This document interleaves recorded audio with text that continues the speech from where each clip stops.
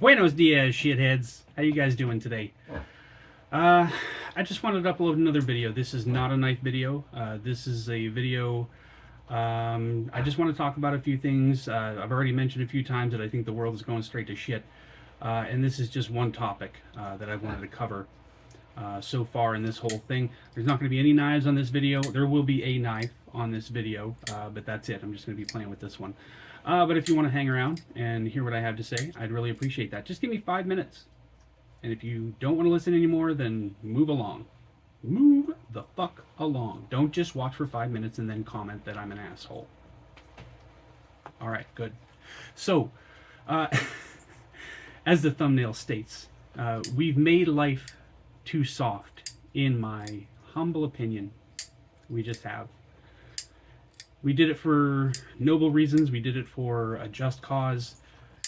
But back in the 90s, we made life too fucking soft for everybody who grew up from that point on. So in the last 20 years or so, we've adopted a kinder, gentler way of living our lives, mostly centered on how we teach, raise, and discipline our children. And that was, again, like I said, multiple, they're all good reasons that we did this. They really were. But I think that there are multiple factors these days that this attitude kind of led to. And one of the most significant and fundamental issues that I see today is that since the late 1990s, one of the only priorities that society were making sure that everyone was equal and fair, and everything was fair, and everyone was safe, and especially the children. And again, that was a noble, just cause, a noble endeavor. But at some point, it went too far, in my opinion, resulting in two generations of people who are so overcome by a sense of entitlement and self-importance that they can no longer function in civilized society today. They just can't. They don't know how. They don't have the tools. They just don't. There comes a point where you can lower standards just far enough to maintain the integrity of society, and then kind of ride that wave. And that usually works pretty well. Unless, you lower it to the point that it starts to destroy the very fabric of your civilization. And at that point, you need to address that and start working back towards the sustainable. Start working back towards the level where you could have the standards where they are and just keep everything the status quo, and everything will be, A-okay. But if we don't get back to that, it's going to continue to degrade, and it's all going downhill, unfortunately. In my opinion, a huge issue right now is that you can technically, with a two-parent income and possibly one side hustle between them, live relatively comfortably without ever having to go to higher education or vocational school, technical school, anything like that. Now they want to raise the minimum wage to $15 or whatever the hell it is, and these businesses have to adjust to fit the needs of their employees as opposed to the other way around. There's a lot more that I could get into there, but we'll talk more about that later. But people are just lazy now. They don't have to work as hard as they used to survive. They just don't. But they really just want to sit around and bitch and moan about how hard they have it all the time. The world is not as bad as it used to be. It is better now than it has been, as far as I can tell, at any time in history.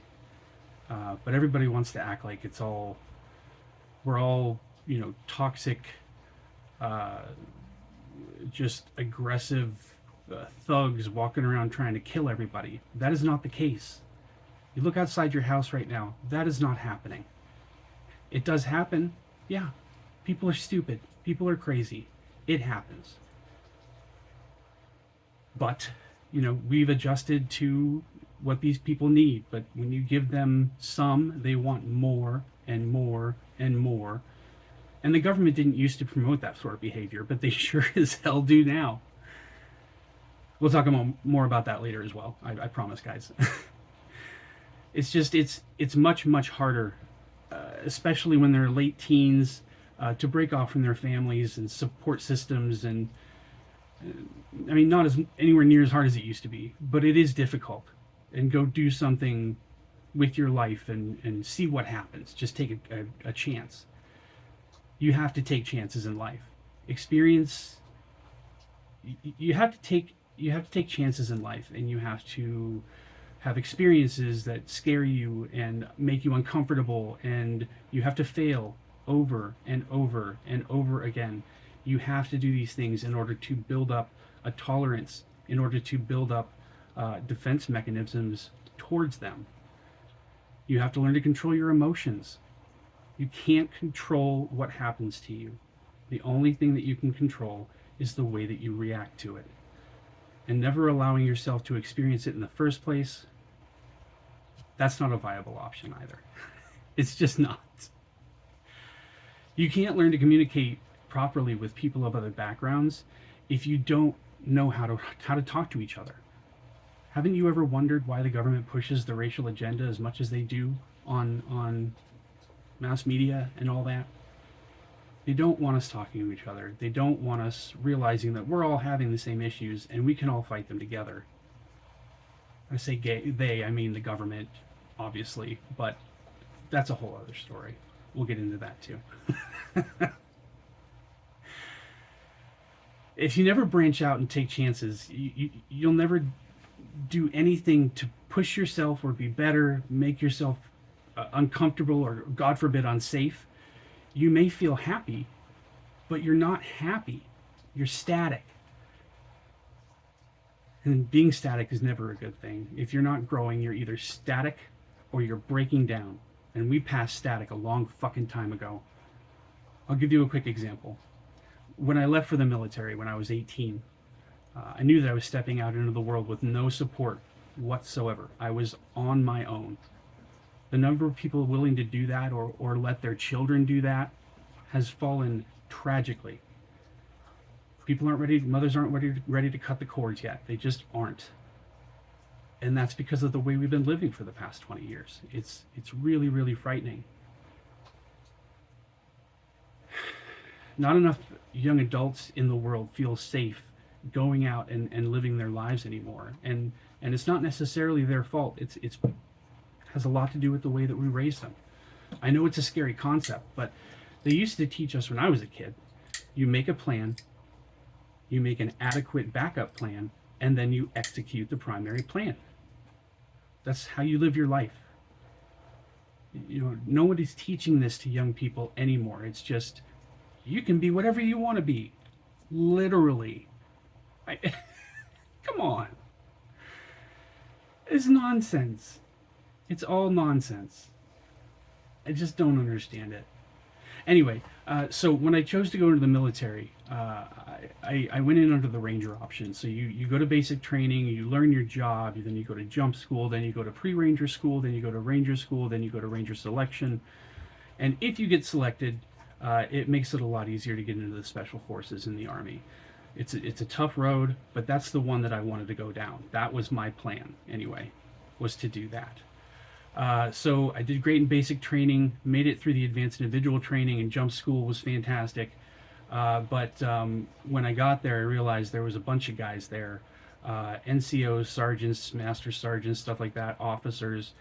But they were in the class with us. And what we didn't realize was that they had gone in under a different MOS, a different job title, that didn't allow for jump school right off the bat. So they had to keep waiting and keep applying over and over and over again to get into jump school. But, you know, I got there because of the job that I picked. I went straight from basic training to my advanced individual training to jump school. So they fucking hated us because of that. They really, really did. I mean, it was a little unhealthy, to be honest. I mean, the anger that I felt from them, it was fucking weird. But every chance they would get, they would make us do burpees and push-ups and sit-ups and just fucking until we were ready to die. But I made it through 3 weeks of training. I made it through the five jumps that I had to make in order to be able to graduate, 2 day jumps and 3 night jumps. And then the day that we graduated, they showed up to pick us up, to take us to pre-ranger school. And when they pick you up, they tell you that they're like, this is a very dangerous, very difficult training, which 75% of candidates more or less wash out and they don't make it. If you don't currently believe that you can succeed or successfully complete this training, we will allow you to opt out now.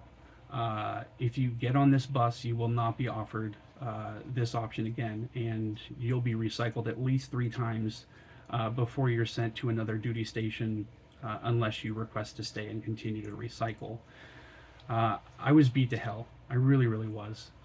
Between the instructors kicking our asses and the other students who were NCOs and officers fucking with us every chance they got, I could barely stand. I was exhausted. I didn't think I would make it through, and I didn't want to fail, so I never got on the bus.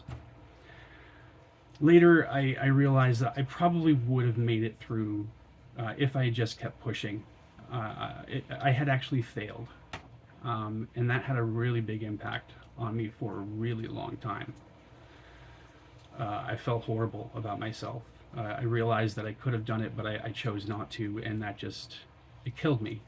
It really, really did. But time has changed that for me. I no longer regret not getting into that bus. I'm grateful for the failure, honestly. I'm married to my best friend.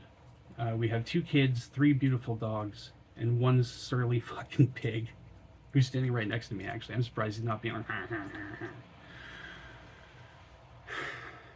I have literally saved more lives than I can count on my own 2 hands in my lifetime. I've mastered multiple disciplines in the field of nursing, and I am now the ADON, Assistant Director of Nursing at a small local nursing home. And my wife asked me a while ago, it was right after I was promoted to Assistant Director of Nursing. She said, "So what's next?" And I said, what do you mean, what's next? And she said, well, you wanted to go to the Army, you joined the Army, you did what you did. You wanted to, go to nursing school after you got out of the military. You did that, you got your LPN license. Then you worked for 5 or 6 years, made a plan to go to RN school, did that. Then after you graduated as an RN, you made a plan to work on the IV team and in the operating room. Those are the 2 favorite places that you wanted to work, and you were able to accomplish that. And then you went into long-term care, and you wanted to work kind of in an administrative setting because it's a little more cushy. And now you've accomplished that. She's like, so what's next? And I that's how I've lived my life for the last 40 years, is just make a plan, accomplish it, make a plan, accomplish it, make a plan, accomplish it. And I realized I had to think about it for a few minutes. It's like, I realized I've done enough with my life. Now, I don't know exactly what that means. Like, I feel like I can die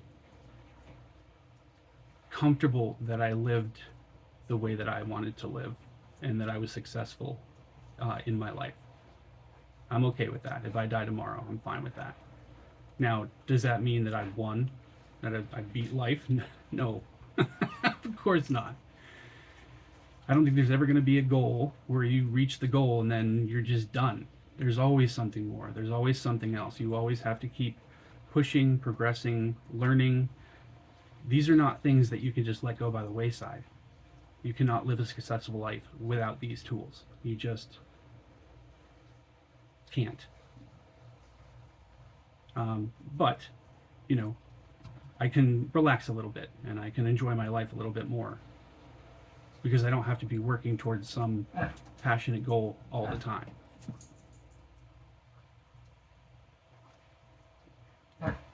I'm happy with how my life has turned out, but I'm going to keep moving forward. I took a big chance. I failed at my original goal, but I still succeeded more than I could have possibly imagined. I can't imagine how my life could have turned out any better had I gotten onto that bus. I just can't. This is how you have to live your life in order to be successful. If you are in these generations, you were not given the opportunity to develop these skills and learn these lessons the way we were. Hamlet, stop that. Sorry, guys. But if we're going to fix the way the world is right now, you are going to have to start taking an active and participating role in moving back to the way that things used to be. It wasn't perfect, but it was a hell of a lot better than this, I think. You guys don't remember that. I'm sure you would think it would be a horrible time, but it was some of the best times in my life. And I'd love to get back there someday. So,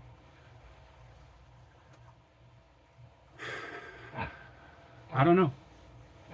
It's going to be tough as hell. But there it is.